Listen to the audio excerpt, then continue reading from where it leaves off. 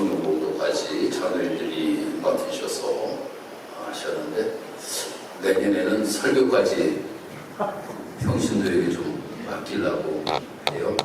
평신도주의니까 평신도들이 해야지. 올해 자녀를 보고 말씀드리니까 설교문을 써주시면 설교문을 써줄 거 같으면 적어야지. 한 해 동안 자녀를 잘 준비하셨다가 내년에 설교 평신도주의에 우리 자녀님이 좀 하시기 바랍니다. 우리 옆에 분들하고 인사 나누겠습니다. 사랑합니다. 축복합니다. 우리가 신앙생활 하다 보면 부흥이라고 하는 이야기를 참으로 많이 하고 많이 듣습니다. 교회가 부흥되어야 된다. 심정대 부흥성회. 우리가 이 부흥이라고 하는 이야기를 많이 들어요. 이 부흥이라고 하는 단어가 한자어에서 보면 회복할 부자에다 일어날 흥자입니다. 그래서 죽었던 것이 다시 살아나고 침체되었던 것이 다시금 일어나는 것, 이것을 부흥이라고 이야기해요. 영어로는 리바이벌이라고 이렇게 이야기합니다. 리바이벌이라고 이야기하는데 이 리바이벌은 어떠한 뜻을 가지고 있는가 하면 이것은 라틴어에서 원이 나왔어요. 라틴어에서 원이 나왔는데 어떠한 뜻을 가지고 있는가 하면 다시 살다 라고 하는 뜻을 가지고 있어요. 다시 살다. 그러니까 다시금 사는 것. 그러니까 무엇인가 침체되어 있던 것, 병들어 있던 것, 죽었던 것, 말라있던 것, 이런 것들이 다시금 일어나는 것, 이것을 부흥이라고 이렇게 이야기한다라고 하는 겁니다. 우리가 부흥이라고 이야기하면 항상 이렇게 생각할 때가 많이 있어요. 교인들 숫자가 많아지는 것, 이것이 부흥이다. 그것도 맞는 이야기예요. 그렇지만 이것이 전부다는 아니라고 하는 겁니다. 내가 다시금 살아나는 것, 이것이 진정한 부흥이라고 하는 겁니다. 이 부흥의 운동이 일어나게 되면 어떠한 변화가 일어나게 되는가 하면 참으로 한 사람이 복음적으로 인하여서 그 사람으로 인하여서 전역으로 이 복음의 불씨가 퍼져나가기를 시작하는 거예요. 요한 웨슬리가 자기가 부흥의 놀라우신 은혜를 입었더니 바로 그가 찬양철하는 곳곳마다 부흥의 놀라운 역사가 나타나게 되었다라고 하는 겁니다. 그러니까 이 부흥의 놀라운 역사를 통하여서 내 삶이 변화될 뿐만 아니라 우리의 가정이 변화되고 우리의 교회가 부흥되고 또한 우리의 지역사회가 변화되는 놀라운 역사가 나타나게 된다라고 하는 겁니다. 그런데 이 부흥이라고 하는 것은 하나님이 그냥 확 시켜주시면 좋을 텐데 하나님께서 언제나 이 부흥이라고 하는 것은 사람을 통하여서 하나님이 이루어가시는 모습들을 보게 됩니다. 그런데 어떠한 사람들을 통하여서 하나님께서는 이 부흥의 놀라운 역사를 일으키셨는가 하면 바로 그 마음에 부흥의 불길을 간절히 사모하는 마음을 품은 사람들, 무엇인가 내 마음속에 부흥에 대한 갈망과 그 부흥이 일어나기를 간절히 소망하는 한 사람들을 통하여서 하나님께서는 놀라운 부흥의 역사를 이루시셨다라고 하는 거예요. 그래서 역대하 16장 9절의 말씀을 읽어보니까 여호와의 눈은 온 땅을 두루 감찰하사 전심으로 자기에게 향하는 자들을 위하여 능력을 베푸시나니 라고 이렇게 말씀이 기록되고 있어요. 그러니까 하나님의 눈이 다 살펴보고 계신다라고 하는 거예요. 여기 앉아 계신 우리 사랑하는 성도들도 다 여호와 하나님께서 살펴보신다라고 하는 거예요. 그런데 전심으로 하나님께 향하는 자들을 위하여서, 전심으로 부흥을 위하여 갈망하는 자를 하나님께서 능력을 허락하시고 그를 통하여 하나님의 큰 역사를 이루어 가신다 라고 이렇게 우리에게 말씀하고 있음을 보게 됩니다. 그런데 이런 마음을 품는 것이 목회자에게만 있는 것이 아니라 평신도들에게도 있다라고 하는 거예요. 어떤 교회의 부흥운동, 그 영적 대각성의 중심에는 반드시 목회자가 있어야 한다 라고 이렇게 이야기를 하면 여러분들이 고개를 끄덕끄덕 하실 거예요. 맞아, 목사가 잘해야지, 목사가 잘해야지. 고개가 여러분들 끄덕끄덕 버려질 겁니다. 아니, 우리 같은 평신도야 그냥 목사님이 시키는 대로 그냥 하면 되지 뭐, 목사님이 그냥 하시면 되지 라고 하는 이러한 생각을 가질 때가 많이 있습니다. 그래서 평신도들이 부흥의 국격분이 되는 경우가 많이 있다라고 하는 거예요. 부흥의 국격분이 돼요. 교회사에 이런 이야기가 있어요. 목사가 가는 곳에 교회가 가고 교회가 가는 곳에 민족이 간다 라고 하는 이런 이야기가 있습니다. 그만큼 목사라고 하는 것이 교회 안에서 중요하고 중요하다라고 하는 거예요. 맞죠? 바로 목사가 가는 곳에 교회가 가고 교회가 가는 곳에 민족이 가는 것, 이것은 참으로 옳은 이야기입니다. 바로 목회자의 지식과 정서와 영성과 사명은 바로 그 교회의 거울이 되게 된다고 하는 거예요. 그래서 그 시대를 알려면 그 시대의 목회자상을 보면 쉽게 알 수가 있습니다. 그래서 목사가 교회 부흥의 핵심인 것을 분명히 저도 인정을 해요. 그러나 문제는 이러한 인식이 너무나도 지나쳐서 목회자 만능주의, 그러므로 인하여서 평신도들은 관객주의로 전략해서는 안 된다라고 하는 겁니다. 부흥은 목사님 영역이고 나는 그저 주일에 교회에 와서 은혜만 받으면 끝나는 소비자다 라고 하는 이러한 생각을 가지면 안 된다라고 하는 거예요.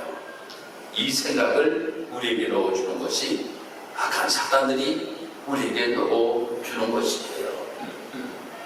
우리가 성경을 읽다 보면 평신도 한 사람의 변화를 통하여서 엄청난 부흥의 놀라운 역사가 일어났던 모습에 관하여서는 많이 기록되고 있어요. 제가 성경을 쭉 한번 찾아봤어요. 얼만큼 평신도를 통하여서 하나님의 구원의 역사를 일으켰는가? 16군데나 되더라고요. 그러니까 16군데가 돼요. 엄청나게 많이 평신도를 통하여서 놀라운 부흥의 역사가 일어나게 되더라고요.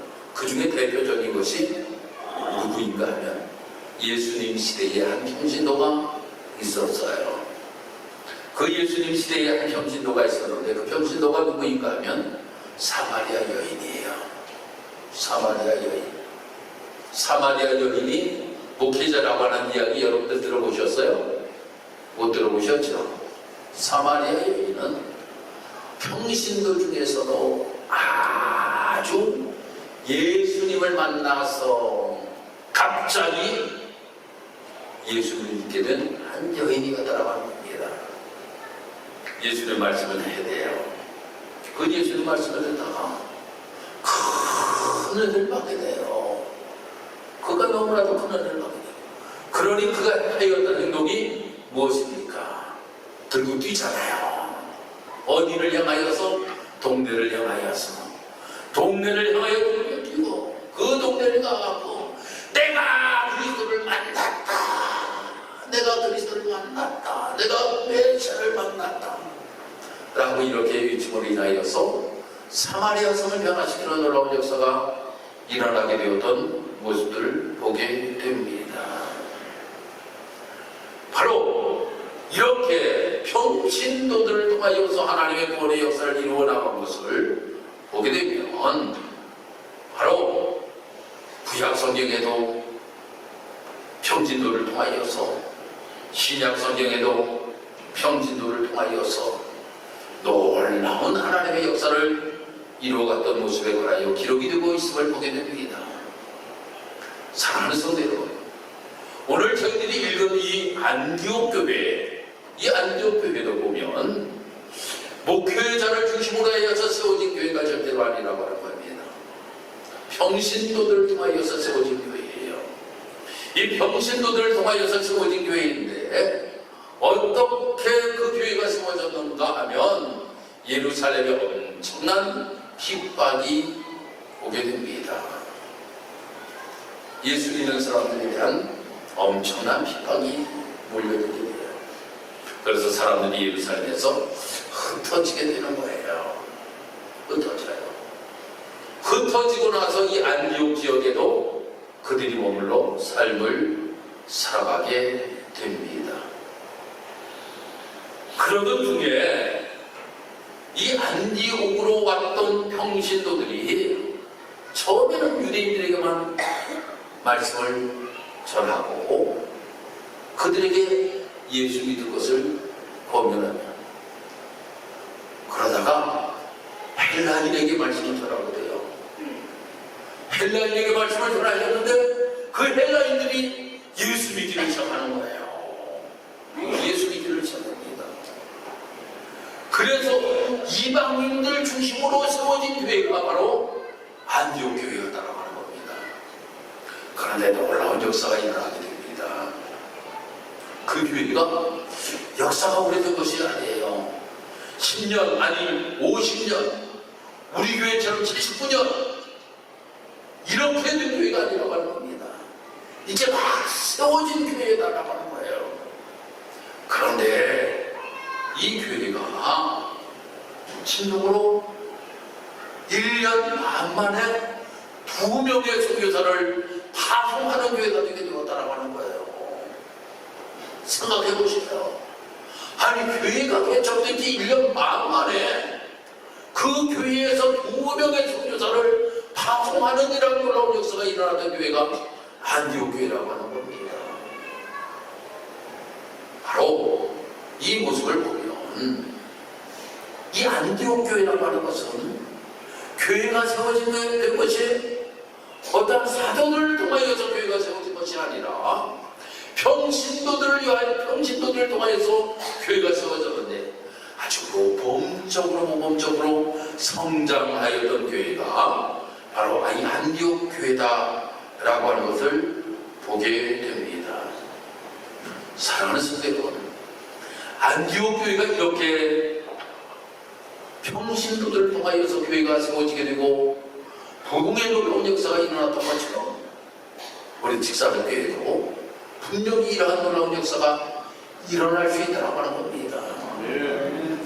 역사를 우리가 쭉 살펴보게 되면 교회사 속에 평신도를 통하여 하나님의 놀라운 역사를 일으켰던 사람들이 있는데 무디라고 하는 사람, 여러분들 너무나도 많이 들어보셨잖아요. 이 무디라고 하는 사람은 구두수송공이었다라고 하는 겁니다. 저 시골에서 살아서 학교도 제대로 다니지 못하여서 구두수송공으로 삶을 살아던 그가 예수님을 만났습니다. 예수님을 만났어. 근데 교회 학교 교사가 그렇게 하고 싶은 거야. 근데 교회 학교 교사를 하고 싶은데 아니 배운 것도 없고 말이에요. 선생님 저 교회 학교 교사 좀 하고 싶어요. 아유, 당신 같은 사람이 무슨 교회 학교 교사를 하려고 그래? 이렇게 이야기를 들었어요. 그러면서 이야기하기를, 야, 교회 학교 교사가 하고 싶으면 네가 전도해가지고 네가 데리고 오는 학생들 네가 교사해 라고 이렇게 이야기하는 거예요. 그 이야기 듣고, 야, 그래, 나도 교사를 할 수 있다. 내가 전도만 하면 나도 교사를 할 수 있다 라고 하는 마음을 가지고 말입니다. 나가서 여기 시작하는데 엄청나게 많은 아이들이 말입니다. 몰려와서 놀라운 공의 역사를 일으켰던 모습들을 보게 됩니다. 그런데 그는 거기에 머무르지 아니하였다라고 하는 거예요. 세계적인 부흥사로서 말씀을 전함으로 인하여서 죽어가는 영혼들을 살리는 놀라운 역사가 바로 이 무대를 통하여서 일어났던 모습들을 우리는 보게 됩니다. 인도네시아의 티몰 섬이라고 하는 곳이 아주 큰 붕이 나서 그곳이 말입니다. 인도네시아가 종교가 무슬림이잖아요. 이슬람이라고 하는. 그런데 그 섬만은 예수 믿는 사람이 더 많아요. 그 수많은 예수 믿는 사람이 더 많은데 바로 인도네시아 티몰섬의 부흥을 일으켰던 한 사람이 있는데 그 사람이 라투알루라고 하는 사람이에요. 라투알루. 이 라투알루라고 하는 사람 1960년대 인도네시아의 부흥 역사가 일어나게 되었는데 그 시대에 공산주의자들 또한 국가를 정복하려고 하는 극심한 대혼란이 일어날 때에 인구 100만 명밖에 안 되는 작은 티몰섬에 리투알루라고 하는 평신도를 하나님이 택하셔서 리투알루는 시대를 탓하지 않고 민족의 위기가 자신의 길 때문이라고 하는 이러한 마음을 가지고 골방에 들어가서 하나님 앞에 기도하기를 시작합니다. 하나님, 이 민족을 건져주옵소서.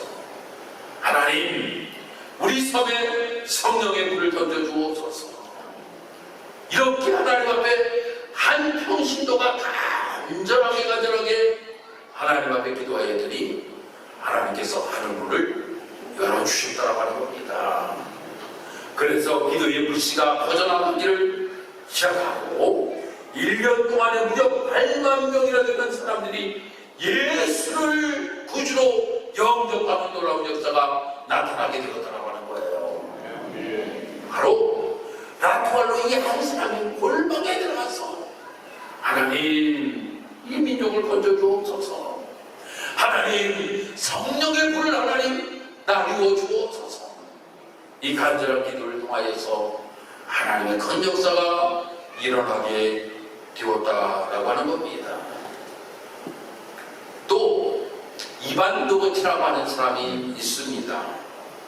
이 이반 누고치라고 하는 사람, 이 영국의 웨일즈 땅에서 하나님께 가신 성직자가 아니라 평신도에 불과한 사람이었다고 하는 겁니다. 뭐 하던 사람이냐?